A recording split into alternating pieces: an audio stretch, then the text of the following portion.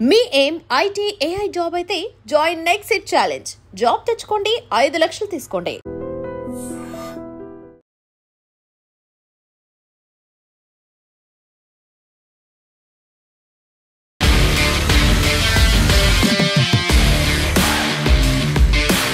నమస్తే, welcome to I dream weekend update with Kavitha. మనతో పాటుగా ఉన్నారు foundation for democratic reforms founder doctor Jayaprakash Narayana గారు. సార్ నమస్తే. సార్ నమస్తే కవిత. సార్, ఇప్పుడు అమెరికా మన మీద 25% నుంచి టారిఫ్ని 50% చేసింది. మనమేమో ఆల్టర్నేట్స్ వెతుక్కుంటున్నాము. అదర్ 40 కంట్రీస్ మీద ఫోకస్ అనేది ట్రేడ్ కోసం పెట్టుకుంటున్నాం. ఎట్ ద సేమ్ టైం రష్యాతో కావచ్చు, చైనాతో కావచ్చు, మళ్ళీ మనం ఒక ద్వైపాక్షిక కాదు త్రైపాక్షిక సంబంధాలు కూడా మెరుగుపరుచుకోవాలని చూస్తున్నాం. యాక్చువల్గా మనం ఫోకస్ పెట్టాల్సింది దేని మీద సార్? అమెరికా కాదు అంటే వేరే దేశాలు చూసుకోవాలా, లేకుంటే మనల్ని మనం ఆత్మనిర్భరంగా చేసుకోవాలంటే ఏం చేయాలంటారు? చాలా తొందరపాటుతో అమెరికా రాష్ట్రపతి ట్రంప్ తీసుకునే చర్యలు మన దేశాన్ని రష్యా చైనా కౌగిల్లోకి పంపిస్తున్నాయి. గత 25-30 సంవత్సరాలుగా అమెరికాతో సంబంధాలు చాలా మెరుగుపడ్డాయి. దీర్ఘకాలంలో 2 పెద్ద ప్రజాస్వామ్య దేశాలుగాను, భారతదేశం ఎదుగుతున్న ఆర్థిక వ్యవస్థగాను, ప్రజాస్వామ్య దేశాల సరసన ఉంటుంది, స్వేచ్ఛకు అనుకూలంగా ఉంటుంది, అంతర్జాతీయంగా సుస్థిరత్వానికి దారితీస్తుందని చెప్పి అందరూ నమ్మారు. ఎందుకంటే మన దేశ చరిత్ర అలాంటిది. ఇతరుల మీద దురుకు స్వభావంతో వెళ్ళటం కానీ, దాడులు చేయడం కానీ మన దేశ స్వభావం కాదు. అంతర్జాతీయ సూత్రాలను గౌరవిస్తాం మనం. అలాంటిది చాలా వ్యక్తిగతమైన కక్షలు, కార్పణ్యాలు అలాంటివి పెట్టుకుని డొనాల్డ్ ట్రంప్ చాలా తొందరపాటుతో నిర్ణయాలు తీసుకున్నారు. మనకి 2 రకాలుగా చూడాలి. ఒక పక్కనేమో ఎగుమతులు ప్రధానమైన దేశం కాదు మనది. మన దేశ స్థూల జాతీయోత్పత్తిలో ఎగుమతులు 11-12% ఉన్నాయి. కాబట్టి ఎగుమతులు, ఒక దేశానికి వెళ్ళే ఎగుమతుల్లో కొంత ఇబ్బంది కలిగిన మాత్రం దేశం తీవ్ర సంక్షోభంలో కూరుకుపోదు.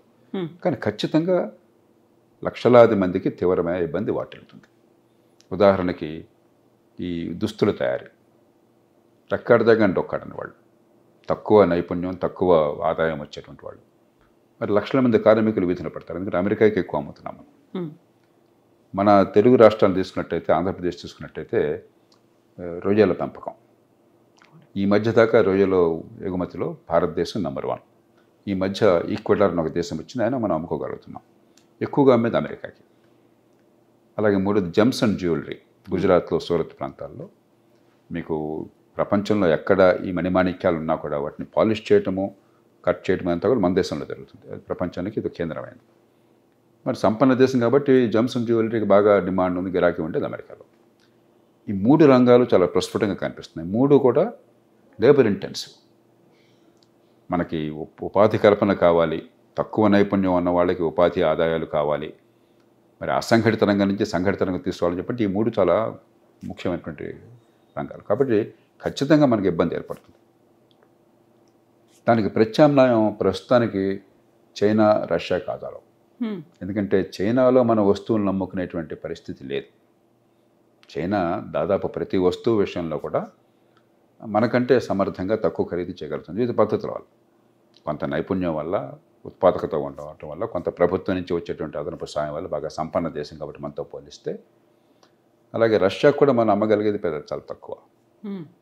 ఉదాహరణకి రష్యా నుంచి ముడి చమురు మనం తీసుకుంటున్నా కూడా రష్యాకి అమ్మేది పెద్ద కనిపించట్లేదు, కొద్దిగా పెరుగుతుంది. కానీ అంచేత అమెరికా కానీ పాశ్చాత్య దేశాలు కానీ మన మార్కెట్కి ఎగుమతుల విషయంలో కీలకమే, దానిలో ఏమాత్రం అనుమానం లేదు. అంచేత అక్కడ సయోధ్య ఏదో రకంగా తీసుకురావాలి. ఈ పూనకాన్ని తగ్గించి కొంచెం పట్టువిడుపులు ప్రదర్శించి చేయాలి. ఉదాహరణకి 25% రష్యా చమురు కొంటున్నాం కాబట్టి అని చెప్పినది, రష్యాని మీరు కౌగిలించుకుంటూ రోజును పుట్టినతో మంచి సంబంధాలు మీకును యుక్రెయిన్కి ఎక్కడెక్కడ యుద్ధం అయితే, రష్యాకి యుక్రెయిన్ యుద్ధం అయితే మా మీద పడిపోతే ఎట్లాగా ఊరు మంగళమే పడుతుందని చెప్పని హేతుబద్ధం కాదు. ఏంటంటే భారతదేశం పెద్ద ఎత్తున ఈ రిఫైనరీస్ దిగుమతి చేసుకుంటోంది. భారతదేశం దిగుమతి చేసుకోకపోతే చైనా కానీ మరో దేశం కానీ రిఫైనింగ్ కెపాసిటీ లేదు, అంతగా వాళ్ళు వృద్ధి చేయాలి. కాబట్టి చైనా అంత ఎక్కువ కొనలేదు వాళ్ళ అంచనా. అలాగే రష్యాలో ఈ మధ్య యుక్రెయిన్ యుద్ధం వల్ల రిఫైనింగ్ కెపాసిటీ ఇంకా తగ్గుతుంది. కొన్ని చోట్ల ఈ రిఫైనర్స్ మీద దాడి చేస్తున్నారు యుక్రెయినర్స్. కాబట్టి భారతదేశానికి కనుక అమ్ముకోలేకపోయినట్టయితే రష్యా కాళ్ళబేరానికి వస్తుందని చెప్పి ఒక అంచనా అయి ఉండొచ్చు. కానీ దానికి మనల్ని బలిపశం చేయడం ధర్మం కాదు. కాబట్టి మనం కాస్త పట్టుదల ప్రదర్శించి సరిగ్గా కనుక వ్యవహరించేటైతే బహుశా ఈ 25% ఈ సెకండరీ టారిఫ్స్ అంటాం, సెకండరీ శాంక్షన్స్, అవి పోవచ్చు. ఇవాళ కాకపోతే రేపైనా పోతాయి. యుక్రెయిన్లో అక్కడ ఎంతో కొంత పూర్తి శాంతి కాకపోయినా కూడా కాల్పుల విరమణ వచ్చినా, కొంత శాంతికి మార్గం ఏర్పడినా అవి పోతాయి. ఇక మిగతా 25% మీద మనం కొంచెం కుస్తీలు పడాలి. అయితే దీన్ని ఒక అవకాశంగా మలుచుకోవాలి. ఖచ్చితంగా జాతీయ స్థాయిలో ప్రభుత్వానికి ఆర్థికంగా ఇప్పుడు ఇవాళ గత 10 ఏళ్ల విధానాల వల్ల కొంచెం పుష్టిగా ఉంది. చాలా ఆర్థిక క్రమశిక్షణ పాటించారు. దానికి ఈ ప్రభుత్వాన్ని అభినందించాలి. 3 విషయాల్లో గత 10 ఏళ్లలో గణనీయమైనటువంటి మంచి మార్పులు వచ్చినాయి. ఒకటి, ఆర్థిక క్రమశిక్షణ. దాంతో వనరులను గురించి అంత భయం లేని పరిస్థితి. అంటే ఖర్చును జాగ్రత్తగా అదుపులో ఉంచడం, మరి ఆదాయాన్ని పెంచడం, పొదుపుగా వాడడం. దీనివల్ల ఆర్థికంగా కాస్త గతంతో పోలిస్తే పరిస్థితి కాస్త బాగుంది. రెండోది, బ్యాంకులు ఈ ప్రభుత్వం వచ్చినప్పుడు 2014లో చాలా ఖాయిలా పడ్డాయి. దాదాపు ఏడాదికి 80-90 వేల కోట్ల రూపాయలు నష్టపోతున్నాయి. ఇప్పుడు దాదాపుగా 80-90 వేల కోట్లు, 1,00,000 కోట్ల రూపాయలు ప్రతి సంవత్సరం లాభాలు ఆర్జిస్తున్నాయి. ఆ డబ్బంతా ప్రభుత్వ ఖజానాకి ఏదో రూపంలో చాలా మెరుకెళ్తుంది. ప్రభుత్వ బ్యాంకులు కాబట్టి. నేను చెప్పేది ప్రభుత్వ రంగ బ్యాంకులు, ప్రైవేట్ బ్యాంకుల గురించి మాట్లాడలేదు. అలాగే మూడోది, మౌలిక సదుపాయాలు, మూల పెట్టుబడుల మీద చాలా పెద్ద దృష్టి పెట్టారు. దేశంలో రికార్డు స్థాయిలో మొత్తం ఎంత పెట్టుబడి పెట్టారని చెప్పి చూసినా, లేకపోతే జాతీయ ఆదాయంలో ఎంత శాతాన్ని పెట్టుబడి పెట్టారని చూసి, 2 రకాలుగా కూడా రికార్డు స్థాయిలో పెట్టుబడి ప్రభుత్వం పెడుతుంది. అందుకనే జాతీయ రహదారులు కానీ, లేకపోతే ఓడరేవులు కానీ, మిగతావి కానీ చాలా పెద్ద ఎత్తున మరి చాలా వెనకబడ్డాం గతంలో. ప్రపంచంలో G20 దేశాలతో, G7 దేశాలతో పోలిసి చాలా వెనకబడ్డాం. దాన్ని చాలా మేరకు సవరించే ప్రయత్నం జరిగింది. ఈ కారణాల వల్ల ప్రభుత్వానికి ఆర్థికంగా వెసులుబాటు ఉంది. అందుకనే ఇప్పుడు ఈ చాలా కాలం నుంచి కోరుతున్నటువంటి GST తగ్గించడం వగైరా ఇప్పుడు నిర్ణయాలు తీసుకోగలుగుతున్నారు. అలాగే కష్టంలో ఉన్నటువంటి కార్మికులను ఆదుకోవటం కానీ, ఆ పరిశ్రమలు మరి ఎగుమతి మీద ఆధారపడే పరిశ్రమలకి మరి కొన్ని రాయితీలు ఇవ్వటం కానీ అది సాధ్యమవుతుంది. అది ఒక పక్కన అలాగే చేయాలి. అలాగే వేరే మార్కెట్లు వెంటనే కాకపోయినా కూడా కొంతకాలం పోయాక ఒక్క దేశమే ఆధారపడకుండా మార్కెట్లు పెంచుకునే ప్రయత్నం చేయాలి. కానీ నిజమైన సమస్య భారతదేశంలో అంతర్గతమైనది. అంతర్గతంగా ఆర్థిక సమస్యలు. అది ఎందుకంటే మన ఉత్పాదకత ఎందుకు అంత సరిగ్గా లేదు? ఎందుకు మనం చైనా లాంటి దేశాలతో పోటీ పడలేకపోతున్నాం? ఎందుకు మనకంటే బంగ్లాదేశ్ లాంటి దేశం కూడా దుస్తుల తయారీ బ్రహ్మాండంగా చేస్తుంది? కాటన్ ఉత్పత్తిలో మనం ధీటుగా ఉన్నాం. నెంబర్ 1, దాదాపు నెంబర్ 2 కాటన్ ఉత్పత్తి. కాటన్ని బంగ్లాదేశ్కో లేకపోతే వియత్నాంకో ఎగుమతి చేసి అక్కడ దుస్తులు తయారు చేసి వాళ్ళతో అమ్మించడం ప్రపంచం అంతా కూడా.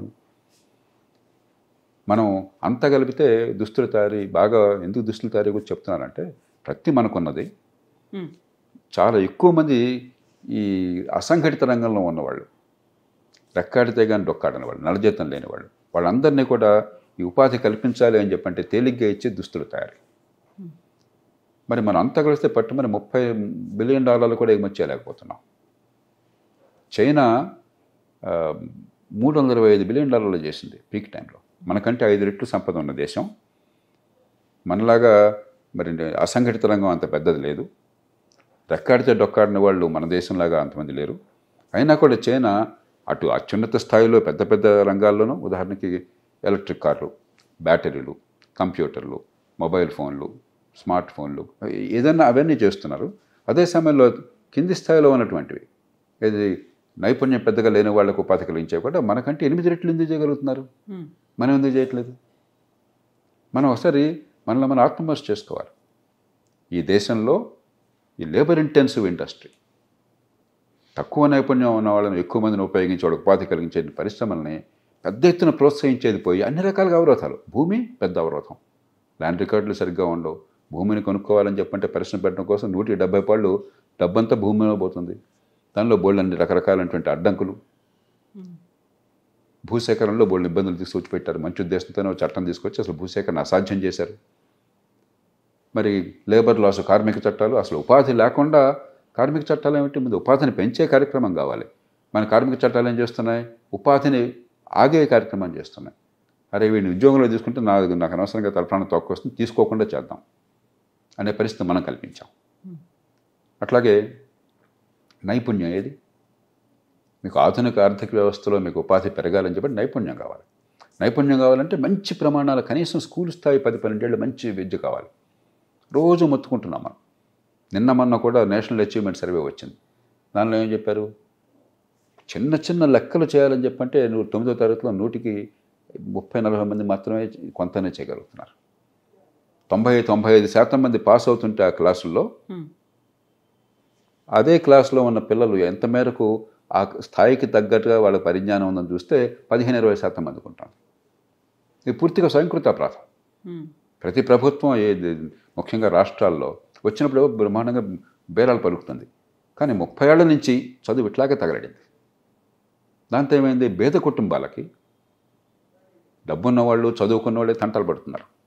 ఖరీదైన ప్రైవేట్ స్కూల్ కావచ్చు, ఇంట్లో ట్యూషన్లు కావచ్చు, అయితే వాళ్ళు డబ్బును తంటలు పడుతున్నారు. కానీ దిగువ మధ్యతరగతి పేద కుటుంబాల్లో పిల్లలకి చదివించాలన్న కోరిక ఉన్నది, ఆ పిల్లలు ఎదగాలన్న కోరిక ఉన్నది, కానీ ఇది అవకాశం లేకుండా పోతుంది కొద్దిమంది తప్ప. వాళ్ళందరికీ కసి, ఆక్రోశం. గవర్నమెంట్లు పార్టీలు ఏం చేస్తున్నాయి, ప్రభుత్వ ఉద్యోగాలు ఇచ్చేస్తాం, మెగా డిఎస్సి పెడతాం, లేకపోతే జాబ్ క్యాలెండర్ పెడతాం. అంటే మొత్తం ఉపాధిలో 100 మందికి ఉపాధి ఉంటే 3 ప్రభుత్వంలో ఉంటారు. ఈ 3ని మసిపూసి మారడికాయ చేసి భ్రమలు కల్పించి, అది అవసరమైతే ఏజ్ పెంచి, వయోపరిమితి పెంచి 35 దాకా చేస్తాం, 20 అంటే ప్రతి వాళ్ళకి ఉద్యోగం వస్తున్న భ్రమ కలిగించి మోసం చేస్తున్నారు. అక్కడి నుంచి అశాంతి, ఉద్యమాలు, ఆవేదనలు, కష్టాలు, కన్నీళ్ళు. ఆర్థిక వ్యవస్థ పెరగటము, ఉత్పత్తిలో పాలు పంచుకోవడంతో వేరే మార్గం లేదు. అది కావాలంటే నైపుణ్యం కావాలి, ఆ నైపుణ్యాన్ని ఇచ్చేది లేదు. మరి లేబర్ ఇంటెన్సివ్ ఇండస్ట్రీ రావాలంటే అన్ని అడ్డంకులు పెడుతున్నాము. మొన్న పత్రికల్లో వచ్చింది ఒక వార్త, రామగుండం, ఇప్పుడు రాష్ట్రంలో, తెలంగాణ రాష్ట్రంలో యూరియా కొరత ఉన్నది. రామగుండం ఫ్యాక్టరీ యూరియా ఉత్పత్తి చేస్తుంది, దాంట్లో రాష్ట్ర ప్రభుత్వానికి కూడా వాటా ఉన్నది. జాతీయ స్థాయిలో ప్రభుత్వ రంగ సంస్థలకి, రాష్ట్రంలో ప్రభుత్వానికి, అంటే ఒక రకంగా ప్రభుత్వ సంస్థ కదా, జాయింట్ వెంచర్ అది. అక్కడ యూరియా ఉత్పత్తి అవుతుంది. అక్కడ ఏదో సాంకేతిక కారణాల వల్ల ఫ్యాక్టరీ మూతపడింది. దాన్ని రిపేర్ చేయడం కోసం కాంట్రాక్టర్ని పెడితే శాసనసభ్యుడు ఒక ఆయన, నా సంగతి చూస్తే తప్ప, నాకు ముడితే తప్ప దాన్ని ఎలా నడుస్తూ చూస్తానని చెప్పి అడుగుతున్నాడు.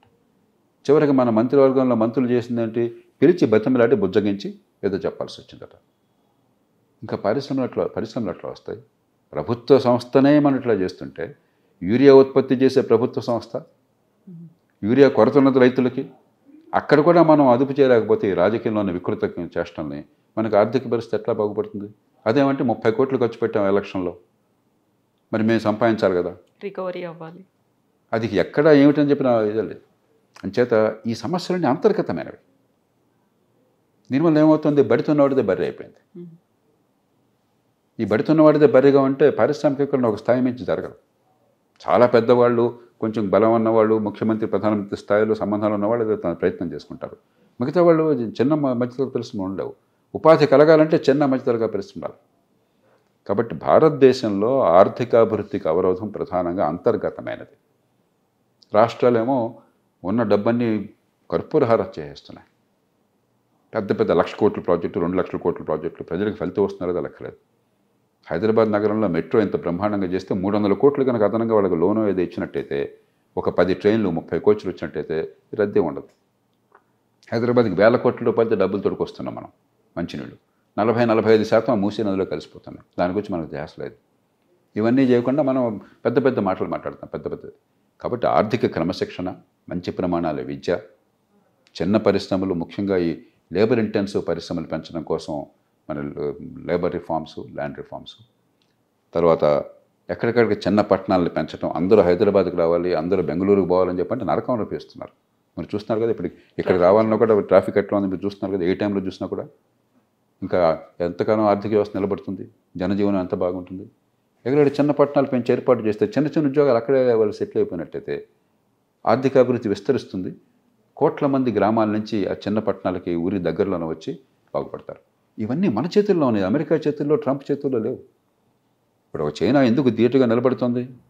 వాళ్ళన్నీ సరైన పద్ధతులను పాటించారు గత 30-40 ఏళ్ళలో. కాబట్టి ఒకవేళ ఒడిదుడుకులు వచ్చినా కూడా దేశం సంక్షోభంలో ఉందన్న భయం లేదు వాళ్ళకి. అంతర్గతంగా బలం ఉన్నది, ఆర్థిక బలం ఉన్నది, సామాజిక బలం ఉన్నది, విద్య ఉన్నది, ఉత్పాదకత ఉన్నది. మనం అది చేయకుండా ఎన్ని మాట్లాడిన ప్రయోజనం లేదు. ఒక సంక్షోభాన్ని అవకాశంగా మలుచుకోవాలి. ఇది ఖచ్చితంగా పెద్ద సంక్షోభం కాదు, ఇండియా తట్టుకోగలదు, కానీ ఒక చిన్న సంక్షోభం, దాన్ని అవకాశంగా మలుచుకున్నారు. 1991 అదే చేశాం.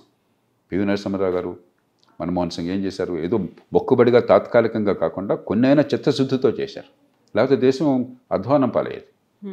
ఆ సంక్షోభం నుంచి గట్టెక్కడమే కాదు, ఆర్థికంగా ఆనాటికి ఈనాటికి అసలు పోలిక లేదు.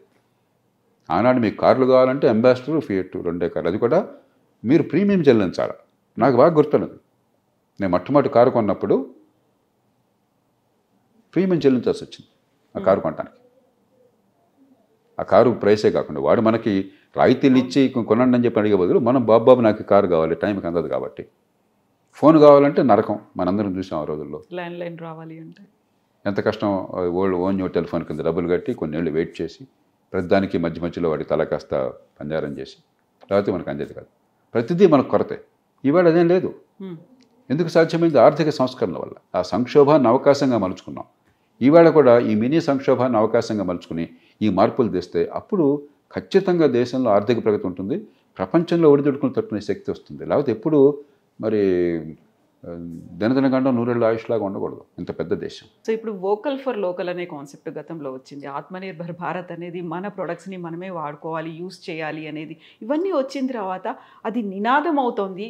నిజంగా మీరు చెప్పినట్టుగా ఎగ్జిక్యూషన్లోకి రావాలి, ప్రతి ఒక్కరికి రీచ్ అవ్వాలి అంటే ఇంకా ఏం జరగాలంటారు? ఇప్పుడు ఆధునిక యుగంలో కవిత పూర్తిగా స్వావలంబన ఏ దేశానికి సాధ్యం కాదు. మన సప్లై చైన్స్ అంటాం. ఈ సప్లై చైన్స్లో ఏది ఎక్కడ ఉత్పత్తి అవుతుందో మనం చెప్పను కూడా చెప్పలేం. అంతగా ఒక ఫోన్ అంటే లేకపోతే వాచ్ ఉంటే ఏదో ఒక చిన్న స్క్రూ ఎక్కడో అవుతుంది, మరో ఇంకో గ్లాస్ ఇంకో చోట అవుతుంది, ఈ మెటల్ స్టాప్ ఇంకో చోట అవుతుంది. ప్రపంచంలో అంతా ఇంటిగ్రేట్ అయిపోయినాయి. కానీ వీలున్నంత మేరకు ఖచ్చితంగా మన దేశం ఇతర ఆధారపడకుండా మన ఉత్పత్తిని పెంచే ప్రయత్నం చేయాలి. మనం అమ్ముకోవాలి కానీ వాళ్ళ కొనుక్కోవటం కాకూడదు. అప్పటి అడ్డు పెట్టడం కాదు, అంటే మన ఉత్పాదకత పెరగాలి, మనం పోటీలో తట్టుకోగలగాలి. మన వస్తువుల మన్నిక కానీ ఖరీదు కానీ మిగతా వాళ్ళతో సమానంగా ఉండాలి, వాళ్ళకంటే ఇంకా బాగుండాలి. కొంతమేరకు ఆ పరిస్థితి వస్తుంది. గతంలో విదేశాల నుంచి వస్తే తప్ప మనకు అసలు ఏమి పనికొచ్చేవి కాదు. ఇప్పుడు అలా కాదు. మన కార్లు కానీ మిగతావి కానీ ఈ దేశంలో ఉత్పత్తి అవుతున్నాయి, మొబైల్ ఫోన్ కూడా ఉత్పత్తి అవుతున్నాయి. కానీ ఇంకా చాలా రంగాల్లో మనం ఇతరుల మీద ఆధారపడి ఉన్నాం. రెండోది వోకల్ ఫర్ లోకల్లో నాకు అర్థమైంది ఏంటంటే, ఒకప్పుడు, ఇప్పుడు కొంచెం తగ్గింది అనుకుంటున్నాను నేను, ఈ ఫ్యాన్సీఫుల్గా విదేశీ వస్తువు అంటే మోజు, లగ్జరీ బ్రాండ్స్, అది అవసరం ఉన్నా లేకపోయినా కూడా బ్రాండ్ కోసం కొనటం, మన డబ్బులు తగలేయటం, దాంతో ఏమవుతుంది, మన విదేశీ మార్గ ద్రవ్యం పోతుంది. ఆ దేశంలో ఉత్పత్తి చేసేవాడిని పోషిస్తున్నాం, మన దేశంలో ఉత్పత్తి చేసేవాడిని మనం నిర్లక్ష్యం చేస్తున్నాం. కాబట్టి మన అంతర్గతంగా మనకు ఉండాలి. అది ఉందని నేను నమ్ముతున్నాను. భారతదేశంలో ఇతర దేశాల వస్తువులు ఇక్కడికి వచ్చిన మాత్రం చేత ప్రజలు తిరిగి కొనరు. మన వినియోగదారులు చాలా ఆచితూచి వ్యవహరిస్తారు. దేశభక్తి అని కాకపోయినా కూడా ఇంత పెడుతున్నాం ఖర్చు, ఈ ఖర్చుకి లాభం ఉందా లేదా అని ఆలోచిస్తారు. అందుకనే చాలా ప్రపంచ బ్రాండ్లు భారతదేశంలో పెద్ద అమ్ముడు పోలా. పెద్ద పెద్ద మల్టీనేషనల్ కంపెనీస్ ఇండియాలో మీరు కోకోకోలా దగ్గర నుంచి అయితే పెద్ద లాభాలేమి ఈ దేశంలో ఆర్జించాల. ఏదో ఒక పెరుగుతున్న మార్కెట్ కాబట్టి, పెద్ద జనాభా ఉంది కాబట్టి ఇక్కడ ఉండాలని చెప్పి ఉన్నారు తప్పితే పెద్ద లాభాలు వాళ్ళకేం రాలా. ఎందుకంటే ఈ దేశంలో వినియోగదారులు కాస్త ఆచితూచి వ్యవహరిస్తారు. అంచేత నాకు ధైర్యం అన్నది. కాబట్టి మనం చూడాల్సినప్పుడు ఏంటంటే, ప్రజలకి మనం ధర్మోపన్యాసం ఇవ్వడం కాకుండా మన మన్నిక పోటీలో తట్టుకునేటువంటి శక్తి ఉండేట్టుగా మన ఉత్పాదకతను పెంచినట్ల, మన ప్రొడక్టివిటీ పెంచినట్లాగా అక్కడ ప్రభుత్వం పాత్ర చాలా ఉన్నది. సార్ ఇప్పుడు అమెరికా కాదండి, లేకపోతే అంత టారిఫ్లు పెంచిన తర్వాత మనం ఇంకా 40 దేశాల వైపు మనం చూస్తున్నాము.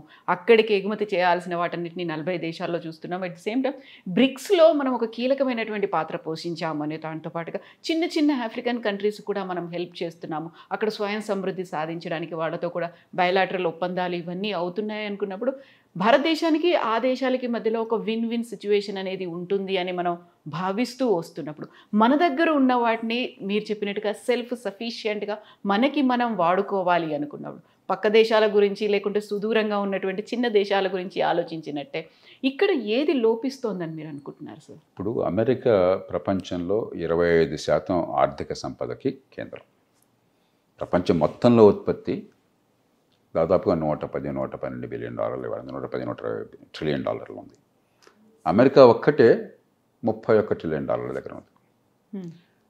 తర్వాత అమెరికాలో కొనుగోలు శక్తి ఎక్కువ. ఎందుకంటే అక్కడ మనలాగా పొదుపరితనము దాచిపెట్టుకోవటం లేదు. మనకి ఇప్పుడు కూడా మన కుటుంబాల్లో దాదాపు 45-50% దాచిపెట్టుకుంటాం నెక్స్ట్ జనరేషన్ కోసం, భవిష్యత్తు కోసం, రేపటి కోసం. ఇది మన సంస్కృతి మంచిది.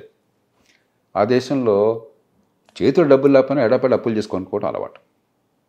క్రెడిట్ కార్డులు కానీ మరొకటి కానీ ఈఎంఐలు కానీ చాలా మనం కూడా ఇప్పుడు మంచి నేర్చుకుంటున్నాం, దానికి వెళ్ళిపోతున్నాం మనం. కానీ ఇంకా స్థాయికి రాదు. అంచేత అమెరికా కొన్న కొనుగోలు శక్తి మరి ఎవరికి లేదు. ఆ కారణంగా ప్రపంచ మార్కెట్లో 25% అమెరికాలో ఉంది, అంతకంటే ఎక్కువ కూడా ఉండొచ్చు. ఇప్పుడు అమెరికాకి ప్రత్యామ్నాయంగా వెంటనే వచ్చే శక్తి ఎవరికి లేదు. క్రమక్రమంగా ఎదుగుతున్నాం. గతంతో పోలిస్తే ఇప్పుడు ఇవాళ చైనా ఉంది, అమెరికాకు దాదాపు ధీటుగా ఒక బలమైనటువంటి శక్తిగా ఆవిర్భవించింది. కానీ చైనా పెద్ద కొనుగోలు చేయట్లా, కొంత కొనుగోలు చేస్తుంది పూర్వంతో పోలిస్తే, అమ్ముతుంది బాగా, ఇతర దేశాలకు అమ్ముతుంది, కానీ చైనా కొనుక్కోవట్లా. అమెరికా $31 ట్రిలియన్ అంటే మీరు చెప్పే బ్రిక్స్ దేశాలన్నీ కలిపితే $32 ట్రిలియన్ ఉన్నాయి. కానీ దానిలో అత్యధిక భాగం చైనా. చైనా ఒక్కటే $17-18 ట్రిలియన్ ఉంది. మనం ఒక $4 ట్రిలియన్ ఉన్నాము. మిగతావన్నీ కలిపితే ఇంకా $7 ట్రిలియన్, $5 ట్రిలియన్ అవుతాయి. కాబట్టి ఈ దేశాలకి ప్రస్తుతం కొనుగోలు శక్తి ఇంకా లేదు. ఎందుకంటే ఆదాయం ఒక స్థాయి దాటి పెరిగితేనే కొనుగోలు శక్తి పెరుగుతుంది. మరి అమెరికాతో పాటు మీరు ఇతర G7 దేశాలను, యూరోప్ దేశాలను కలిపితే 50% ప్రపంచంలో సంపద అంతా వాళ్ళ దగ్గర ఉంది, జనాభా లేకపోయినా కూడా. కాలక్రమేణా మారుతుంది, ఆసియాఖండం ప్రాధాన్యత పెరుగుతుంది ప్రపంచంలో. కానీ మనం అమెరికాకి ప్రత్యామ్నాయంగా ప్రపంచ ఆర్థిక వ్యవస్థ వెంటనే పెరిగింది, మార్కెట్లు పెరిగినాయి, అమెరికా లేకపోయినా మిగతా మార్కెట్లో మనం అమ్ముకోవచ్చు అన్నది ప్రస్తుతానికి అది జరిగే పని కాదు, కొంతకాలం పడుతుంది. బహుశా ఒక 20 ఏళ్ల తర్వాత, 25 ఏళ్ల తర్వాత క్రమక్రమంగా అమెరికా పాత్ర కొంచెం తగ్గుతుంది. అమెరికా ప్రపంచం నెంబర్ 1గానే కొనసాగుతుంది, కానీ అమెరికా పాత్ర కొంచెం తగ్గుతుంది, మిగతా దేశాల పాత్ర పెరుగుతుంది. అది ఇప్పటికే ప్రారంభమైంది 20 ఏళ్ళుగా, వచ్చే 20 ఏళ్ళు ఇంకా పెరుగుతుంది. అంచేత మనం ఇప్పుడు ఏదో మనం ప్రపంచాన్ని జయించేసామని చెప్పిన గర్వంతో విరవగడం కాకుండా కాస్తంత నమ్రతతో కొంచెం మన భవిష్యత్ ప్రయోజనాలను దృష్టిలో ఉంచుకుని పట్టుదల ప్రదర్శించాలి. ఇప్పుడు మనకి చిన్న ఆఫ్రికా కంట్రీస్తో కూడా ఒప్పందాలు కుదుర్చుకుంటున్నాం, లేకుంటే అక్కడ ఉన్నటువంటి రేర్ ఎర్త్ మెటల్స్ని ఎక్స్ట్రాక్ట్ చేయడానికి కూడా వాళ్ళకి కావాల్సినటువంటి సహాయ సహకారాలు అందిస్తూ ఉన్నాం. మీరు చెప్పినట్టుగా ఇప్పుడు బ్రిక్స్ దేశాలకి అంత తక్కువ అనేది కెపాసిటీ ఉన్నప్పుడు చిన్న చిన్న దేశాలతో పోలిస్తే వాళ్ళతో ఫ్రెండ్షిప్స్ కావచ్చు, లేకపోతే స్వయంగా ప్రధానమంత్రి నరేంద్ర మోదీ అక్కడికి వెళ్ళి వాళ్ళతో మాట్లాడడం, ఇప్పటిదాకా ఎవరు చేయని పని మనం మోదీ చేశారు అనేటువంటి వార్తలు, విశ్లేషణలు ఇవన్నీ చూసిన తర్వాత ఎస్ మీరు చెప్పినట్టుగా అమెరికాని ఢీకొని ఇంకో చోటికి వెళ్ళడం అంటే కొంచెం కష్టమైనప్పటికీ కూడా అమెరికాలో ఉన్నటువంటి ఎకానమిస్టులు మాత్రం మనల్ని ఒక ఏనుగులాగా అభివర్ణిస్తున్నారు. అమెరికానేమో ఒక చిన్న ర్యాట్ అయినట్టు. ఊహించుకోవద్దు. కానీ మొదటి ఏంటంటే చైనా ప్రపంచంలో ఎక్కడ ఈ ఇంధనాలు ఉన్నా సరే, లేకపోతే ఎక్కడ ఓర్స్ అంటాం మనం, ఖనిజాలు ఉన్నా సరే, చాలా ముందు చూపుతూ ఆ దేశాలతో సంబంధాలు పెట్టుకుని అక్కడ మైన్స్ అన్నింటిని కూడా వాళ్ళు సొంతం చేసుకోగలిగారు. కాబట్టి ప్రపంచంలో ఈవేళ మీరు చెప్పారు ఇందాక క్రిటికల్ మినరల్స్ అని చెప్పంటాం, రేర్ ఎర్త్స్, అక్కడ 90% చైనాలో ఉత్పత్తి అవుతున్నాయి. అంటే దాదాపు టోటల్ మొనోపలీ వచ్చేసింది చైనాకి. అట్లాగే ఇతరమైన రంగాల్లో కూడా అక్కడ చాలా జాగ్రత్తగా, చాలా ముందు చూపుతూ వ్యవహరించారు. భారత్ కొంచెం నేర్చుకుని కొంచెం ప్రయత్నం చేస్తుంది ఇప్పుడు. ఒకటి ఆ కారణం. రెండోది, ఈవేళ ఆఫ్రికా చాలా ఆర్థికంగా పెరిగిందని కాదు, ఆఫ్రికాలో ఖనిజ సంపద చాలా ఉంది. మనం ఒక ప్రపంచంలో గణనీయమైన దేశంగా ఇప్పటికే 4వ ఆర్థిక వ్యవస్థగా ఉన్నాం, రేపు త్వరలో 3వ ఆర్థిక వ్యవస్థ అవుతాం. చైనా అంత స్థాయి కాకపోయినా మనం కొంచెం కీలకమైన ప్రభావం, మన జనాభా కానీ మన సంస్కృతి కానీ మనకున్న ప్రభావం వల్ల. అలాంటి ఆఫ్రికాని మనం విస్మరించలేం. ఎందుకంటే దీర్ఘకాలంలో ప్రపంచంలో మన మన ఎంతో కొంత మన ప్రభావం ఉండటం కోసం, మనకి ఒక ప్రపంచంలో గుర్తించదగ్గ ఒక దేశంగా మన గణన కోసం అని చెప్పని ఈ దేశాలతో సంబంధాలు అవసరం. మూడోది, ఆఫ్రికా ఈవేళ జనాభా 130-140 కోట్ల మంది, 250 కోట్లు కాబోతోంది. ప్రపంచంలో అన్ని ఇతర ఖండాల్లో జనాభా తగ్గబోతోంది వచ్చే 40-50 ఏళ్లలో, భారత్తో సహా. భారత్ జనాభా బహుశా 160-165 కోట్లకి వెళ్ళి 170 దాటదు. తర్వాత అక్కడ ఆగిపోయి క్రమక్రమంగా తగ్గుతుంది. చైనా తగ్గటం మొదలెట్టింది, జపాన్ తగ్గటం మొదలెట్టింది, యూరోప్లో దాదాపు అన్ని దేశాలు తగ్గటం మొదలెట్టినాయి. కానీ ఆఫ్రికా ఖండం జనాభా రెట్టింపు కాబోతుంది. కాబట్టి ఒక 50 ఏళ్ల తర్వాత మీరు ప్రపంచాన్ని ఊహిస్తే ప్రపంచంలో సగం మంది కాకపోయినా 30% పైగా 40% దాకా ఆఫ్రికా వాళ్ళు ఉంటారు. అంచేత ఆఫ్రికా భవిష్యత్తు గురించి ఆలోచించాలి మనం. ఒక సత్సంబంధాలు ఈవేళ ఒక్కరోజున వెంటనే ఫలితాలు వస్తాయి కాదు. ఇప్పటికే మన దౌత్య సంబంధాలు ప్రపంచంతో అనుకున్నంత ఎక్కువగా లేవు. ఎందుకంటే మనకి దౌత్య నీతి మీద అంత దృష్టి పెట్టాల. మన ఫారిన్ సర్వీస్ అధికారులు ఉన్నారనుకోండి, సిబ్బంది అనుకోండి, చాలా తక్కువ. ఆయా దేశాలకి కొన్ని 100 మంది సిబ్బంది ఉంటే మనం కొన్ని 10 మంది సిబ్బందితో నడుపుకొస్తున్నాం. కాబట్టి మనం ఆ దేశాలతో సంబంధాలు పెరగాలి, దీర్ఘకాలికంగా మనకి సంబంధాలు ఉండాలి దౌత్య నీతిలో అని చెప్పంటే దృష్టి పెట్టాలి. ఆ ప్రయత్నం కొంత చేస్తున్నాం మన వనరుల మేరకు. మన దేశంలో సమస్యలను పక్కన పెట్టి ఇతరులకు సాయం చేసే శక్తి మనకు లేదు. మనకున్నంతలో వాళ్ళతో సంబంధాలు పెంచుకుంటున్నాం. చైనా నుంచి పాఠాలు నేర్చుకుంటున్నాం. చైనా ఏం చేశారంటే కొంచెం దుడుకు స్వభావం కూడా చైనా చూపెట్టింది.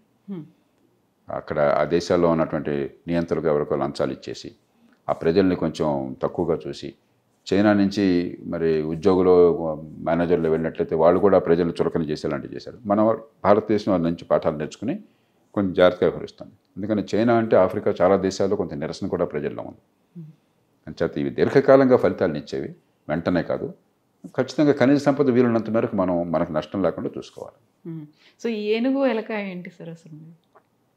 ఏదో ఇప్పుడు ఒక కార్టూన్లతో పోలికలను మనం సీరియస్గా తీసుకోకూడదు. మనం డెంగ్ షియాపింగ్ చైనీస్ నాయకుడు, గతించిన నాయకుడు, ఆయన చైనాలో ఈ మౌలికమైన మార్పుకి విప్లవానికి నాంది పలికాడు. మార్కెట్ విప్లవానికి, స్వేచ్ఛా వాణిజ్యానికి, ఆర్థిక ప్రగతికి నాంది పలికిన ఆయన ఎప్పుడు చెప్పేవాడు చైనాలో తన కమ్యూనిస్ట్ పార్టీని, ప్రభుత్వాన్ని ఉద్దేశించి, మీ బలాన్ని దాచుకోండి, చూపెట్టబోకండి, ప్రగల్భాలు పలకబోకండి, మెత్తగా ఉండండి.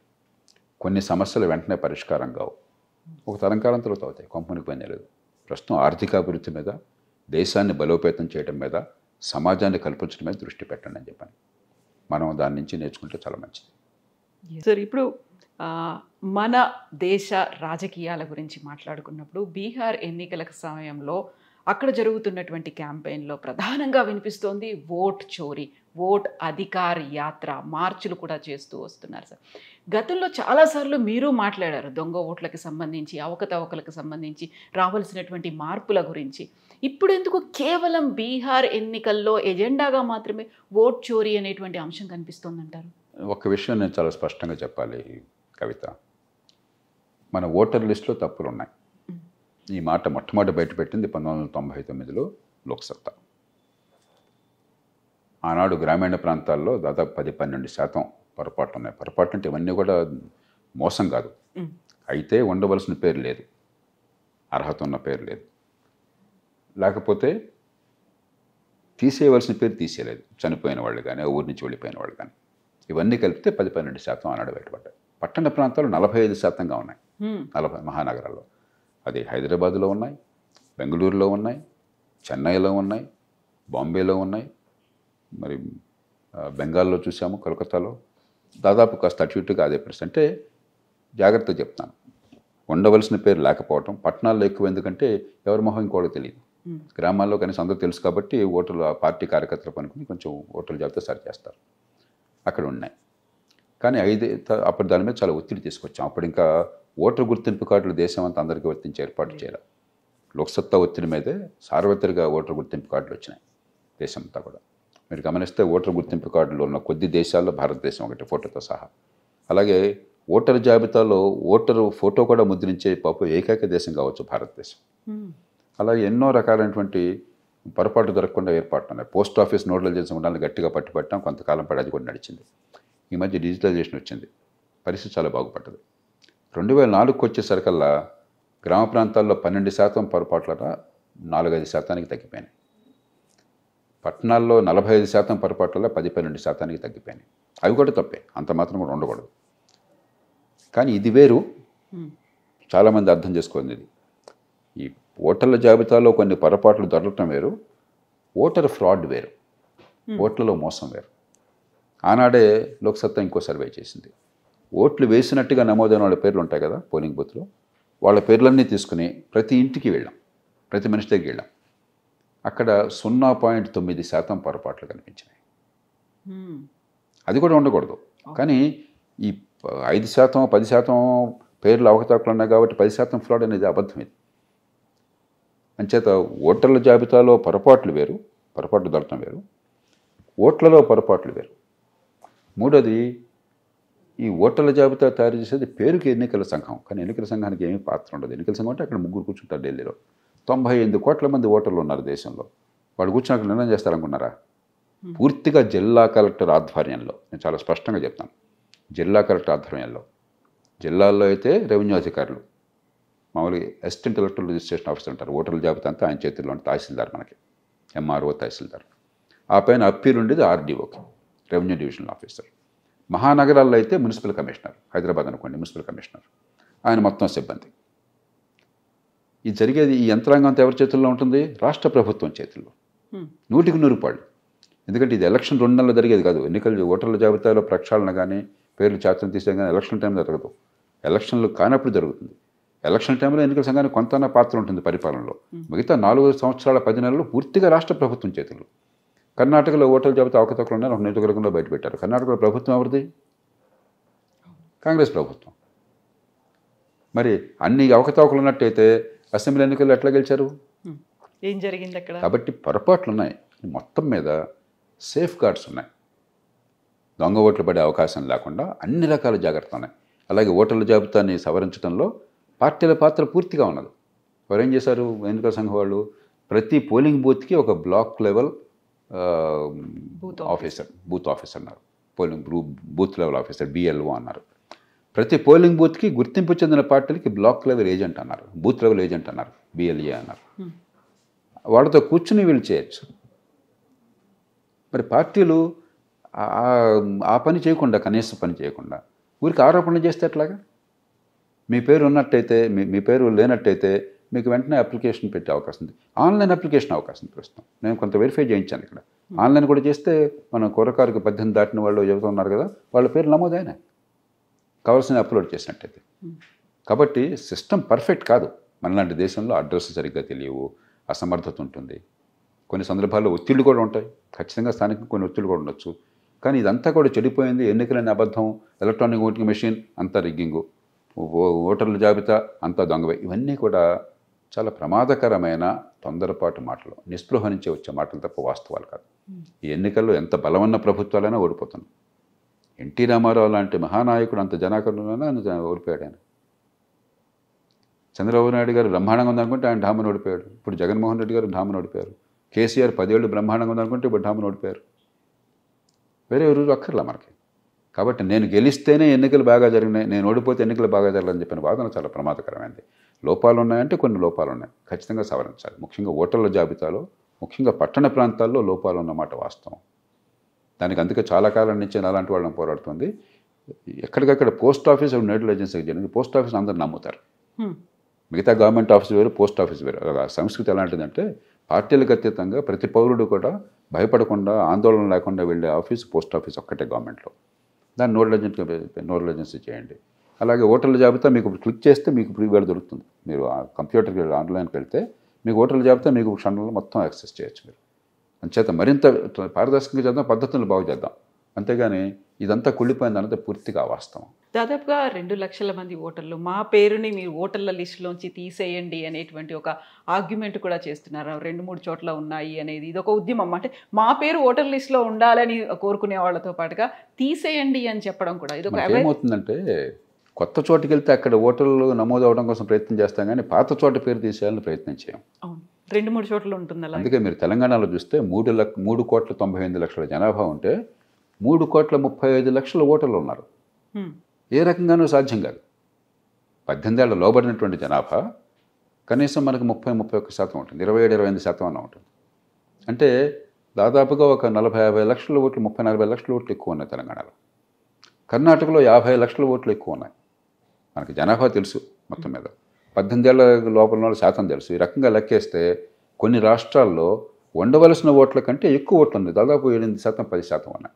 అవి పట్టణ ప్రాంతాల్లో మరింత ఎక్కువ ఉంటాయి, గ్రామాల్లో అంత ఎక్కువ ఉండవు. గ్రామాల్లో అందరూ ఒకరు కూడా తెలుసు కాబట్టి. దీని ప్రధాన కారణం ఏంటంటే నిర్లక్ష్యం. ఆ పేరుని చేర్చడంలో ఉన్న శ్రద్ధ తీసేయడంలో లేదు. కానీ దానివల్ల పెద్ద ప్రమాదం జరుగుతుందని నేను అనుకోవట్లేదు. ఎందుకంటే మనకి చాలా అన్ని రకాలైన భద్రతా ఏర్పాట్లు అనేది ఖచ్చితంగా అనవసరమైన పేరు తీసేయాలి, నేను వద్దంటలా. కానీ దానివల్ల ఎన్నికలేమి గందరగోళం కావట్లా. మీకు ఓటర్ గుర్తింపు కార్డు కావాలి, అక్కడ పోలింగ్ ఏజెంట్ ఉంటాడు, తర్వాత మీకు ఈ మార్క్ వేస్తారు, ఇండెలిబుల్ మార్కు. అక్కడక్కడ అడపదడప చిన్న చిన్న పొరపాటు జరగచ్చు, కానీ మొత్తం మీద ఎన్నికల్లో అవకతవకలకు పెద్ద అవకాశం లేదు. కానీ ఓటర్ల జాబితా మాత్రం ప్రక్షాళన చేయడం అవసరం. ఇప్పుడు 30 ఏళ్ల క్రితమే నేను గట్టిగా దాని గురించి మాట్లాడాను. మొట్టమొదటి దేశంలో సర్వేలు చేసి ఎన్నికల సంఘం మీద దండెత్తినవాడు నేను. కానీ ఈ రకంగా కాదు, నాకు పద్ధతిగా నిర్మాణాత్మకంగా చేయాలి తప్ప నేను ఓడిపోయాను కాబట్టి ఆక్రోశంతో చేయడం మంచిది కాదు. ఎన్నికల వ్యవస్థ మొత్తాన్ని కూడా మనం నాశనం చేయడం మంచిది కాదు. మనకి దేశంలో ఇన్నేళ్లుగా ప్రజాస్వామ్యం నిలబడింది అని చెప్పంటే ఇందిరాగాంధీ మహానాయకురాలు దాదాపు నియంతృత్వం ఉన్నప్పుడు కూడా, ఎమర్జెన్సీ వచ్చినప్పుడు కూడా ప్రభుత్వాన్ని ప్రజలు ఓడించగలిగారు. ఎన్నికల్లో మరి అధికారంలో ఉన్న పార్టీ ఎన్నికలు తారుమారు చేయగలిగితే ఈ దేశంలో ప్రభుత్వాలు మారాయి కాదు. మొన్న ఎన్నికల్లో నరేంద్ర మోదీ బ్రహ్మాండంగా ఉందనుకుంటే ఆయనకి మెజారిటీ కొట్టాలి ఆయన పార్టీకి ఒంటరిగా. నిజంగా రిగ్గింగ్ చేసుకునే పరిస్థితున్నట్లయితే మెజారిటీ తెచ్చుకోకుండా ఉంటారా? కాబట్టి ఇవన్నీ ఈ మధ్యకాలంలో కొంతమంది నాయకులు సంయమనాన్ని కోల్పోతున్నారు. ఇది చాలా ప్రమాదకరం దేశానికి.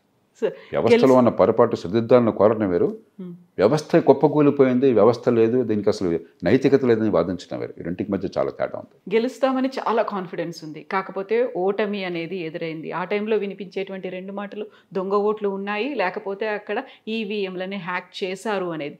ప్రతిసారి ఓటమి అనగానే ఇవే ఎందుకు? మీరు అన్నది చాలా కరెక్ట్. ఇప్పుడు 3 ఉదాహరణలు చెప్తాను నేను. ఆంధ్రప్రదేశ్లో చంద్రబాబు నాయుడు గారు 2004 ఎన్నికల్లో ఆయన ప్రభుత్వం ఓడిపోయింది. ఆయన వెంటనే ఈవీఎంలో ఏదో పొరపాటు జరిగిందని కోర్టుకు వెళ్ళారు. తమిళనాడులో జయలలిత గారి ప్రభుత్వం పోయింది ఎన్నికల్లో, వెంటనే ఆవిడ కోర్టుకు వెళ్ళింది ఈవీఎంలో దండెత్తు. అమరీందర్ సింగ్ పంజాబ్లో ముఖ్యమంత్రి ఉండగా గతంలో ఆయన ప్రభుత్వం ఓడిపోయింది, ఆయన మళ్ళీ ఈవీఎం మీద కోర్టుకు వెళ్ళాడు. అంటే ఓడిపోగానే ఈవీఎంలో మరొకటి గుర్తుకొస్తాయి. వాళ్ళు అదే ముగ్గురు కూడా తర్వాత ఎన్నికల్లో ఢంకా బజాయించి గెలిచారు అదే ఈవీఎంలతో. ఇంతకంటే వేరే ఉదాహరణ అక్కర్లా. అంచేత మన ఎన్నికల్లో చాలా పొరపాటు ఉన్నాయని నేను రోజు చెప్తున్నాను. 30 కోట్లు మీరు ఖర్చు పెట్టి అసెంబ్లీ ఎన్నికకి డబ్బులందరికీ విస్తృతంగా పంచి, ఆ డబ్బులు పంచకపోతే ఎన్నికల్లో పోటీ లేనట్టుగా ఉంటే ఎన్నికలు బాగున్నాయంటామా? ఖచ్చితంగా ప్రజాస్వామ్యంలో తీవ్ర లోపం అది. అది వీళ్ళు చేస్తున్నారు, వాళ్ళు చేస్తున్నారు, ప్రధాన పార్టీలు అన్నీ చేస్తున్నారు, అభ్యర్థులు చేస్తున్నారు. ఇవన్నీ సవరించడానికి మౌలికమైన మార్పులు కావాలి. కానీ సమస్య ఈవీఎంలో లేదు, ఓటర్ల జాబితాలో కొద్ది సమస్యలు ఉన్నా కూడా అది సమస్య కాదు నిజంగాను. ఓటింగ్లో లేదు, రిగ్గింగ్లో లేదు. సమస్య రాజకీయ సంస్కృతిలోనూ ఎన్నికల వ్యవస్థలోనూ ఉన్నది. డబ్బులు ఖర్చు పెట్టేవాడే అభ్యర్థి, డబ్బులు ఖర్చు పెట్టే శక్తి లేకపోతే నువ్వు పనికిరావని చెప్పన్న సంస్కృతి తీసుకొచ్చాం, మనందరికీ చేసేది. ఆ డబ్బుల నుంచి రాజకీయం నుంచి డబ్బులు, ఈ విషయాలను చెప్పుకున్నాం. సమస్య దాని నుంచి ఉందో తప్ప పోలింగ్ ప్రక్రియలో లేదు. ఇది బాగా అర్థం చేసుకోవాలి.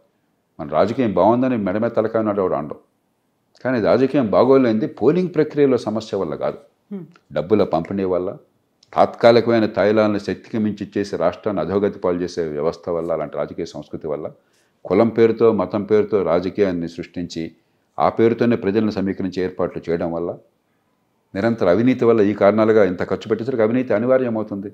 నిరంతర అవినీతి వల్ల, అధికార యంత్రాంగం పాలనా సిబ్బంది జవాబుదారితనం లేకపోవటం వల్ల, అధికార కేంద్రీకరణ వల్ల, చట్టబద్ధ పాలన లేకపోవటం వల్ల ఉన్నాయి.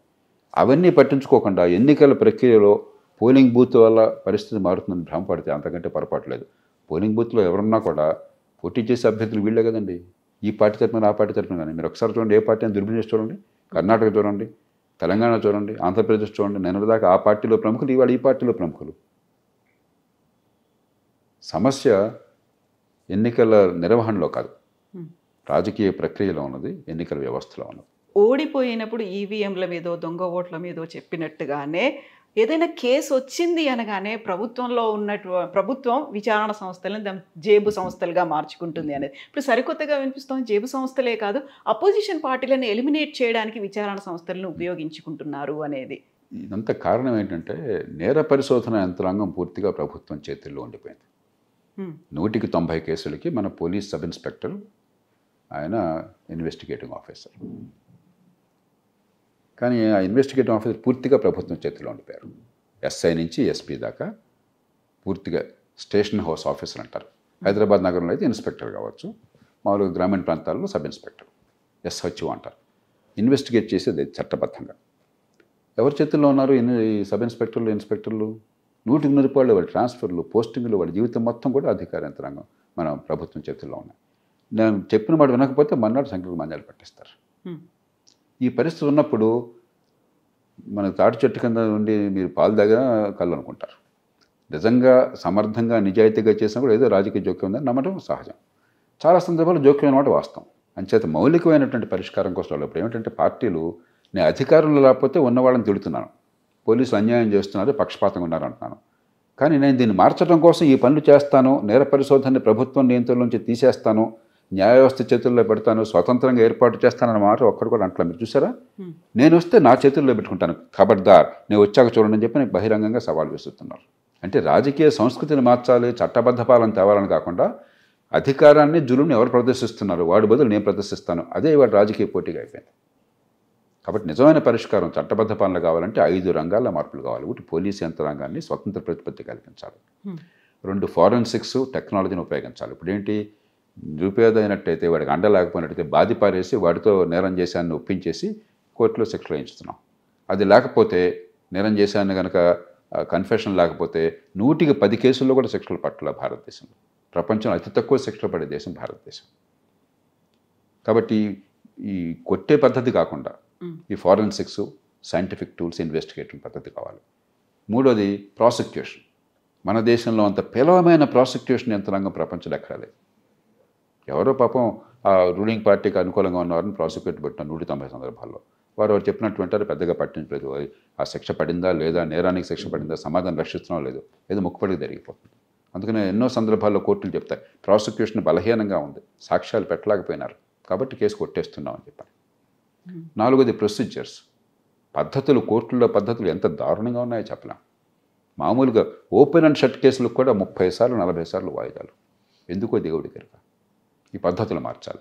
ఐదోది న్యాయమూర్తులు, కోర్టులు, వారి నియామకాలు కానీ ఇంకోటి కానీ సమర్థులు, నిజాయితీ పనులు వచ్చేట్టుగా ఏర్పాటు చేయాలి.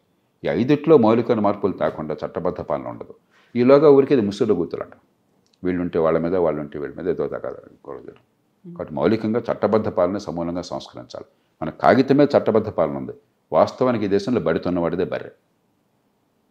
ఆ బడితున్నవాడిదే బర్రె స్థానం నుంచి అందరికీ న్యాయం జరుగుతున్న నమ్మకాన్ని కలిగించాలి. పదే పదే ఇదే మాటనే తిప్పి అనడం. త్రిశూల వ్యూహాన్ని ప్రభుత్వాలు అమలు చేస్తున్నాయి, అపోజిషన్ పార్టీ లీడర్ల మీద వాటిని ప్రయోగిస్తున్నాయి అనేటువంటి మాట. పార్టీలనే లేకుండా చెయ్యాలి అనేటువంటి కుట్ర. అంటే దీన్ని ఎలా చూస్తారు సార్? భారతదేశంలో ఎన్నికల్లో ఎంత పోటీ ఉంది అంటే రాజకీయంగా పార్టీలు లేకుండా ఎవరో చేయలేరు. ప్రజలే పార్టీలను సృష్టించుకుంటారు. కాబట్టి నాకు ఆ విషయంలో సందేహం లేదు. కానీ ఎన్ని పార్టీలు వచ్చినా కూడా ఒకే మోసలో పనిచేస్తాయి. ఈ డబ్బులు, ఈ తాత్కాలికమైన తాయిలాలు, ఈ కులం మతం పేరుతో విభజనలు, ఈ రువాబు చేయటం, జులుము, పెత్తందారి స్వభావం, ఫ్యూడల్ స్వభావం, ఇలా ఉంటే ఏ పార్టీ వచ్చినా తేడా కనిపించట్లా. కాబట్టి దేశంలో పార్టీలు ఉనికి లేకుండా పోతుంది, పోటీ ఉండదన్న భయం నాకు లేదు.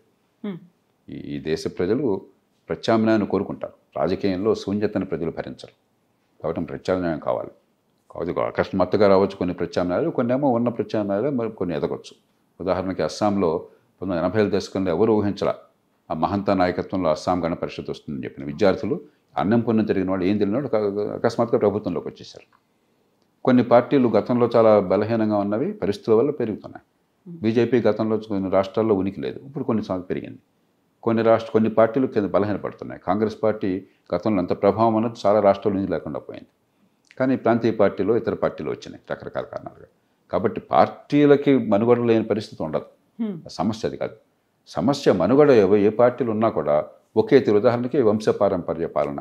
ఈ పార్టీ ఆ పార్టీ చల్లకుండా 190 మంది పార్టీలు వ్యక్తుల ఆస్తులుగా చలామణి అవుతుంటాయి, వంశపారంపర్యంగా ఉంటాయి. అందరూ డబ్బు రాజకీయాన్ని చేసి నీ దగ్గర 100 కోట్లు ఉన్నాయా, ఎన్నికల్లో పోటీ చేయను, అదే అర్హత. ఇంకా అదే అర్హత. వచ్చేవాడు నాకు 100 కోట్ల ఉంది పోటీ చేస్తాను అంటున్నాడు, పిలిచేవాడు నీకు 100 కోట్ల ఉంది పోటీ చేయమని అడుగుతున్నాడు. సరే అనుకూలం అంటే ఇంకా ఇబ్బంది లేదు అసలు, ఇంకేం అక్కర్లేదు క్వాలిఫికేషన్స్. సో ఇది ఏ పార్టీ అయినా కూడా ఈ పద్ధతులు అనుసరిస్తుంది. ఏదో కొద్ది పార్టీలు కొంత ప్రయత్నం చేస్తున్నాయి కానీ మొత్తం మీద ఇదే క్వాలిఫికేషన్, ఇదే అర్హత అయిపోయింది. అక్కడి నుంచి వచ్చే పర్యవసానం ఎట్లా ఉంటుంది? వేసే విత్తనాలను వచ్చే పళ్ళు వేరువేరుగా ఎందుకు ఉంటాయి? విత్తనాలను బట్టే పళ్ళు ఉంటాయి.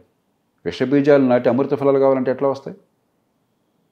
అంచేత నిజమైన సమస్య మనం పట్టించుకోకుండా ఈ రాజకీయ పోరాటంలో మునిగితేరా. అందులో ఏంటంటే మన దేశంలో ఉన్నంత పదవీ లాలస ప్రపంచంలో ఎక్కడా లేదు. నేను పార్టీలను మాత్రం కోపట్ల, మన సమాజంలో కూడా ఎంత ఎలాగైతే బలాలు ఉన్నాయి. నేను చాలా ఎప్పుడు సగర్వంగా మన దేశం గురించి నేను అనుకుంటుంటాను, చెప్తుంటాను.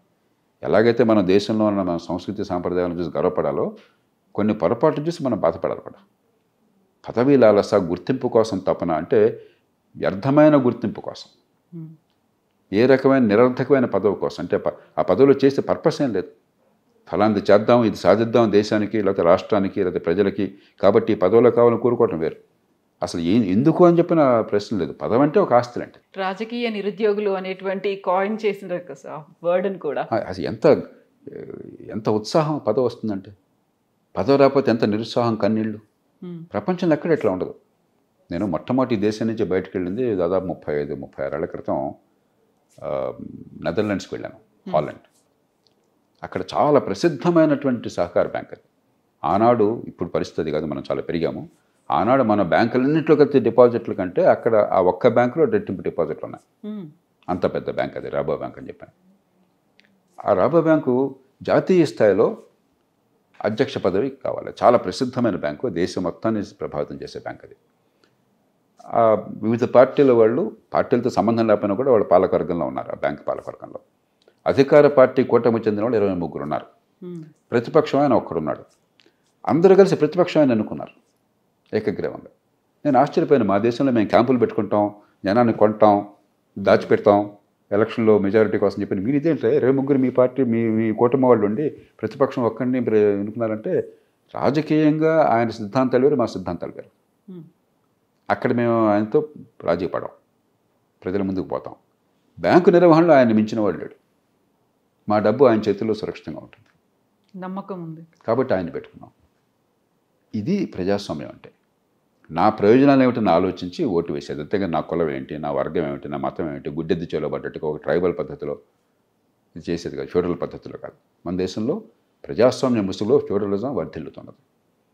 దాని స్థానంలో మన ప్రజలకు కానీ లేకపోతే అధికారాన్ని కోరే వాళ్ళకి కానీ అధికారం అంటే ఉన్న లాలసపోయి ఇది ఒక పెద్ద బాధ్యత, గుదిబండ అని గుర్తు రావాలి. మనం గుదిబండ అనుకోవట్లేదు. అధికారం వస్తే పొంగిపోతున్నాం, అధికారం లేకపోతే కుంగిపోతున్నాం. ఎవరో ఒక ఆయన ఆత్మహత్య చేసుకుంటానని బెదిరించారట, ఓటైపోతే ఆత్మహత్య చేసుకుంటానని గెలిపించారట జనం. కుటుంబ సభ్యులు కూడా. ఎంత విచిత్రంగా ఉంది ఇది. ప్రపంచంలో ఎక్కడన్నా ఈ వింత చూస్తారా మీరు? ప్రజాస్వామ్య సమాజంలో అధికారం మీకు ముళ్ళ కిరీటం, మీ మీద భారం పెట్టారు. మీ జీవితాన్ని మీరు స్వేచ్ఛగా అనుభవించకుండా మీకు చేసాలని ఇక్కడ విధించుకున్నారు. ప్రజల మీద ఆర్తి ఉన్నట్టయితే, సమాజంలో మంచి కావాలని కోరుకుంటే, మీకు స్పష్టమైనటువంటి వ్యూహము ఆలోచన ఉంటే దానికోసం అధికారం కోరడం తప్పు కాదు. కానీ అధికారం లేకపోతే చచ్చిపోతాను, అధికారం ఉంటే పొంగిపోతానన్న వాడికి మనం ఓటేస్తున్నాం అంటే ఎక్కడో మన సమాజంలో ఇంకా ప్రజాస్వామ్య భావన వేళ్ళనుకోలేదు. సరే, ఇప్పుడు 5 వర్గాల్లో 5 విభాగాల్లో మార్పు రావాల్సినటువంటి అవసరం ఉంది అనుకున్నప్పుడు 5వ విభాగం న్యాయ వ్యవస్థ గురించి చెప్పారు. ఆ టైంలో వాళ్ళు తీసుకున్నటువంటి నిర్ణయాలు కావచ్చు, ఇచ్చినటువంటి జడ్జిమెంట్లు ప్రోగా ఉన్నాయి, బ్యాస్డ్గా ఉన్నాయి అనే దాని మీద చర్చ చాలా కాలం తర్వాత జరుగుతుంది. అప్పుడు ఇచ్చినటువంటి తీర్పులకు సంబంధించి అక్కడ నిందితులు ఎవరు, బాధితులు ఎవరు, ఇలాంటివన్నీ ఉంటాయి కదా సార్. మళ్ళీ వాటిని రివర్స్ చేయడానికి కూడా కుదరదు. ప్రతిసారి న్యాయ వ్యవస్థ అనేది మళ్ళీ ఒక క్వశ్చన్ మార్క్గా ఉంటుంది. నమ్మకం అనేది ఎలా కలుగుతుంది సార్? మరి 2 విషయాలు చూడాలి మనం. ఒక సుప్రీంకోర్టు, అమెరికా సుప్రీంకోర్టు న్యాయమూర్తి ఒక ఆయన చెప్పాడు, the supreme court is final not because it is infallible. ఇది తుది తీర్పు, అంతేగాని సుప్రీంకోర్టు పొరపాటు చేయదని అక్కడ లేదు. మనుషులు, మానవ మాత్రులు పొరపాటు చేస్తారు. పొరపాటు చేసినా కూడా తర్వాత ఇంకో అప్పీల్ లేదు కాబట్టి ఇది ఫైనల్. ఆ తర్వాత ఒక 5 ఏళ్ళు 10 ఏళ్ళు పోయిన తర్వాత ఇది కాదనుకుంటే మళ్ళీ మారుస్తుంది. అందుకని కోర్టు తీర్పు ప్రపంచ దేశాలన్నింటిలో కూడా గతంలో ఇచ్చిన తీర్పు తర్వాత కొన్ని మారుతుంది, ధోరణి మారినప్పుడు, పరిస్థితులు మారినప్పుడు. కాబట్టి ఇదేదో దైవవాక్యం కాదు. సుప్రీంకోర్టు న్యాయమూర్తులు దేవుళ్ళు కాదు, మిగతా కోర్టుల న్యాయమూర్తులు కూడా. ఇది ఒకటి అర్థం చేసుకోవాలి మనం విమర్శించే ముందు న్యాయ వ్యవస్థను. ఎందుకంటే న్యాయ వ్యవస్థ నిర్ణయాలు ఏం చేసినా కూడా పారదర్శకంగా చేస్తుంది, వాదనలు వింటుంది. ఆ విన్న వాదనలన్నీ కూడా అక్కడ తీర్పు రూపంలో రాస్తారు. వీళ్ళు చెప్పారు, వాళ్ళు చెప్పారు, మా దృష్టిలో అంశాలు ఇవి, నిర్ణయించాల్సినవి, మా లాజిక్, తర్కం ఇది, ఈ కారణంగా ఈ నిర్ణయం తీసుకుంటాం. దీనిలో రహస్యంగా ఒక పాతకాల మహారాజులాగా ఒక ఆర్డర్ ఇచ్చేసి కూర్చోట్ల, ఫర్మాన్ నిజాంలాగా ఫర్మాన్ జారీ చేసి కూర్చోట్ల, అదే ఫైనల్ అని కాదు, మొత్తం సవివరంగా మన ముందు పెడుతున్నారు. దాని మీద మనం చర్చించుకోవచ్చు. తర్వాత ఈ తీర్పులో సహేతుకంగా ఉందా లేదా, పొరపాటు ఉందా, మనం రోజు మనకు ఆ స్వేచ్ఛ ఉన్నది, కాలక్రమేణా బాగుపడుతుంటుంది. ఇక రెండోది, దాన్ని పక్కన పెట్టేస్తే మన న్యాయ వ్యవస్థలో చాలా పొరపాట్లు ఉన్నాయి. న్యాయమూర్తుల నియామకాల్లో కావచ్చు, మనకి సమర్థుడైన న్యాయవాది గొప్ప లాయర్గా ఉండాలని కోరుకుంటున్నాడు. ఎందుకంటే గంటకి ₹1,00,000 చాలా తక్కువ. ఈ రోజుల్లో ₹10,00,000 వసూలు చేసేవాడు ఉన్నారు న్యాయవాదులు. జాతీయ స్థాయిలో పేరుని గడిచిన వాళ్ళు గంటలో ₹10,00,000 వసూలు చేసేవాడు ఉన్నారు. న్యాయమూర్తికి ఏమొస్తుంది? కాబట్టి సమర్థులైన వాళ్ళు న్యాయ వ్యవస్థలో తీసుకురాలేకపోతున్నాం. అలాగే ఎంపిక ప్రక్రియలో చాలా పొరపాట్లు జరుగుతున్నాయి. సుప్రీంకోర్టు, ఈ మాట నేను బహిరంగంగా చెప్పే కొద్దిమందిని అవ్వకండి, అప్రజాస్వామికంగా, రాజ్యాంగ విరుద్ధంగా న్యాయమూర్తుల నియామకాలు తన చేతుల్లోకి తీసుకుంటాయి. రాజ్యాంగంలో ఎక్కడ అలా చెప్పాల. కొలీజియం లేదు. ప్రపంచంలో ఏ ప్రజాస్వామ్య వ్యవస్థ, నిజమైన ప్రజాస్వామ్యంలో కూడా ఏ వ్యవస్థ తనను తాను నియమించుకోదు. రేపొద్దున కలెక్టర్లు అందరూ కూడా నా కొడుకుని కలెక్టర్ చేసుకుంటాను, లేకపోతే నా బామర్దిని చేసుకుంటాను అంటే ఎలా, అంత విడ్డూరంగా ఉంటుంది. ప్రజాస్వామ్య సమాజము అంటే ప్రతి వ్యవస్థ, అధికారంలో ఉన్న ప్రతి వ్యక్తి ప్రత్యక్షంగానో పరోక్షంగానో ప్రజలకి జవాబుదారీగా ఉండాలి. అంటే అయితే ప్రజలు నియమించాలి ప్రత్యక్షంగా ఓటు ద్వారా, లేకపోతే ప్రజలు ఎన్నుకున్నటువంటి ప్రభుత్వం కానీ ప్రజల చట్టసభ కానీ దానికి జవాబుదారీగా మీరు ఉండాలి. వారి నియామకం వారి ద్వారా జరగాలి. అంతేగాని నాకు నేను నియమించుకుంటాననేది చాలా ప్రమాదకరమైన వ్యవస్థ. కానీ మన దేశంలో ఏంటంటే రాజకీయం అంటే మనకున్న కసి, ద్వేషం, కోపం, రోజు చూస్తున్న వాళ్ళ తన్నులాట్లు, పోట్లాట్లు, తిట్లు, శాపనార్థాలు మనకు చాలా విరక్తి కలుగుతుంది. మొత్తం న్యాయమూర్తి చేతుల్లో పెట్టేద్దాం, వాడు అద్భుతం అనుకున్నాం. ఒకప్పుడు స్వతంత్ర పోరాటం జరిగిన తర్వాత తొలి రోజుల్లో ఒక రాజకీయ నాయకుడు ఏం చెప్పినా కూడా అది వేదవాక్యం. ఎందుకంటే వీళ్ళంతా గాంధేయులు, జైళ్ళకి పోయారు, త్యాగాలు చేశారని చెప్పాను. ఆ నమ్మకం పోయాక ఐఏఎస్ ఆఫీసర్ ఏం చెప్పినా కూడా అదే వేదవాక్కు. అది కూడా పోయింది క్రమక్రమంగా. ఇప్పుడు న్యాయమూర్తి చెప్తే అదే వేదవాక్కు. రేపు పొద్దున ఆర్మీ జనరల్ చెప్తే వేదవాక్కు అంటామా మనం? ప్రజాస్వామ్యంలో ఉన్న సమస్యలకి ప్రజాస్వామ్యం పరిష్కారం కానీ ప్రజాస్వామ్యాన్ని నాశనం చేయడం పరిష్కారం కాదు. ప్రజల చైతన్యాన్ని పెంచాలి, అధికారాన్ని వికేంద్రీకరించాలి, ఎన్నికల వ్యవస్థను బాగు చేయాలి, ప్రజలు ఓటు విచక్షణ పెంచాలి. దాని ద్వారా దేశాన్ని కాపాడుకోగలం. కానీ ప్రజాస్వామ్యం దేశాన్ని నాశనం చేస్తుంది. న్యాయమూర్తుల చేతుల్లో పెడదాము, లేకపోతే ఆర్మీ జనరల్ చేతుల్లో పెడదామంటే ఆ దేశానికి సమాధి, స్వేచ్ఛ సమాధి అవుతుంది, దేశం అల్లకల్లోలం అవుతుంది. Yes, sir. Thank you so much, sir. Thank you, sir. And for more videos, Please subscribe to iDream. Please subscribe to iDream. Please subscribe iDream. And please subscribe to iDream. For more videos, subscribe to iDream. please like, share and subscribe to the channel. Congratulations, iDream. Subscribe to iDream. Subscribe to iDream. So subscribe to iDream Media. iDream ki iDream team andarki huge congratulations. Please subscribe iDream Media. Please subscribe to iDream. Subscribe iDream. Please subscribe to iDream. iDream అంటే నా కళల ఛానల్ను subscribe చేసుకున్నారు, నోరు తిరుగుతలేదు, మీరైతే గంట గుర్తు కొట్టండి. For more such videos, please subscribe to iDream. Subscribe to iDream. Please subscribe to iDream. Please subscribe iDream Media. Please do subscribe to iDream. Please subscribe to iDream Media. For best entertainment and information, please subscribe iDream. And don't forget to subscribe to iDream.